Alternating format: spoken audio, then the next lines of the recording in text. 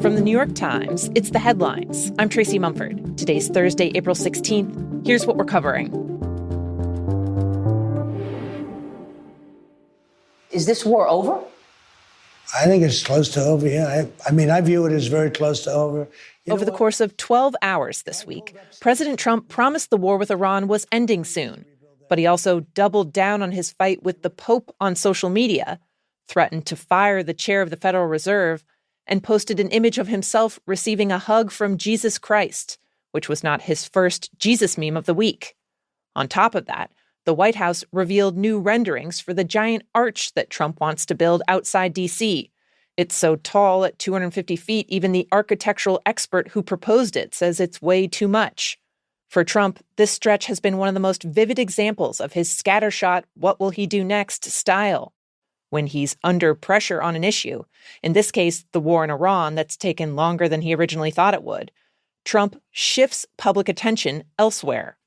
One of his former press secretaries from his first term, Stephanie Grisham, told The Times, quote, he'll double down, lie more, and say that everything's perfectly fine and great, and then do all his bonkers postings. But she added that this week, he's being erratic even for him. Inside the White House, some of Trump's current advisors have privately acknowledged that his attacks on the Pope were not productive, and they're hoping he can shift the attention to tax season, where many Americans may see bigger refunds under the tax cuts that Trump pushed. The Republican Party more broadly is hoping for that too. With the midterms coming up, they want to keep the focus on economic issues that they hope will play well with voters. Even before this week, some of Trump's recent extreme rhetoric, including threatening Iran that a whole civilization will die tonight, had revived questions about Trump's mental fitness. Some of his former allies turned critics have questioned whether he's grown increasingly unbalanced. And recently, one of his former White House lawyers, Ty Cobb, said Trump is, quote, clearly insane. In response to questions from The Times, a White House spokesman pointed to what he said was President Trump's sharpness and unmatched energy.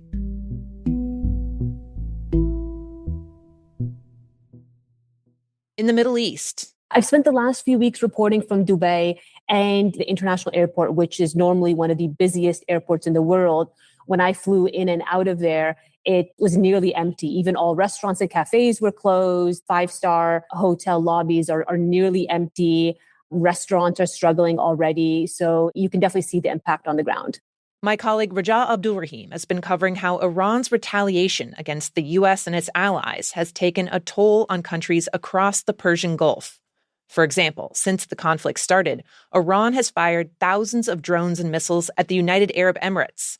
While the country has largely fended off the attacks, they have shattered the sense of security there and undermined its reputation as a global tourism destination.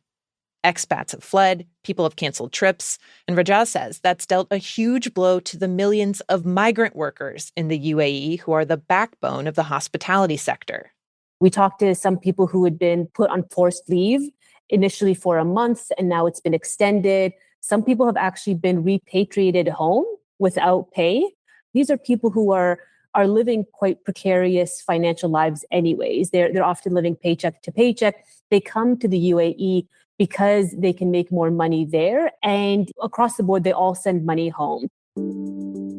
I spoke to one woman. She works at a clothing store in an outlet mall, and she's been so far put on 6 weeks of leave without pay.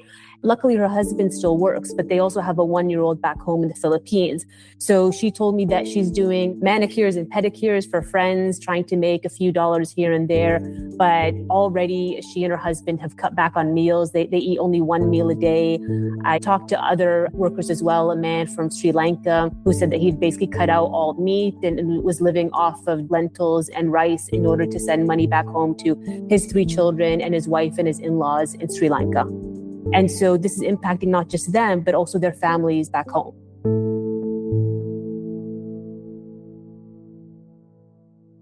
Now, 3 quick business updates. First, start out with the S&P 500, 7,022 and change. The S&P 500 hit a record high yesterday. It has erased all of the losses from when stocks plunged at the start of the war, and then some. Investors seem to be optimistic that the White House's efforts to negotiate with Iran could bring an end to the fighting soon. One analyst told The Times that investors are, quote, assuming we have seen the worst of the conflict. Still, some market watchers are a little puzzled by the rally, since oil prices remain high, which has fed into rising inflation in the U.S. and warnings from economists about a possible global recession. Also, yesterday, after a 7-week trial, a federal jury found that Live Nation, the concert giant that owns Ticketmaster, is a monopoly. It's been accused of stifling competition, threatening venues, and driving up ticket prices for millions of fans. The verdict is a major win for the dozens of states that brought the lawsuit, but music fans expecting an immediate change may be disappointed. It could still take months or even years for the judge in the case to decide on what penalties Live Nation will face. The most extreme option would be ordering the company to break up into smaller parts, but that hasn't happened in the U.S. in decades. And last update, the Times has learned that the Saudi Sovereign Wealth Fund, which has poured tens of billions of dollars into projects around the world, is about to pull out of one of its most high-profile ventures, Live Golf, according to one person familiar with the plan.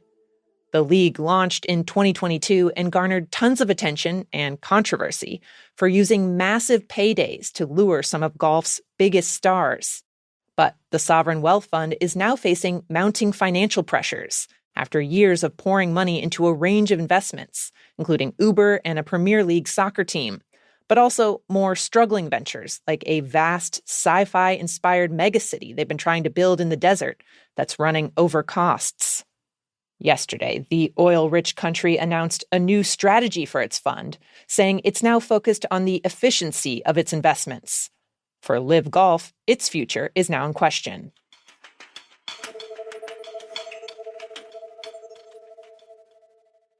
And finally, they look polished and chic while still feeling incredibly cozy. Remember Allbirds? There was that time when people were talking about wool sneakers. Cozy, chic, shoe, soft. They were going to be the future. Tech bros love them for sure. Official shoe of the Bay Area. Ring a bell? Okay. So they've decided they're not a shoe company anymore. Instead, they're pivoting to AI. Yeah, shoes to artificial intelligence. It's a dramatic, somewhat head-scratching turn for a company that has had a few rough years. At one point, Allbirds was valued at $4 billion, but people's appetite for woolly footwear turned out to be limited. Last month, the company agreed to sell all of its assets for 1% of that, about $40 million. And now it's dropping sneakers altogether and is going to be known as New Bird AI. It's the latest company to go all in on AI, though the other companies have generally had some connection to tech rather than shoes.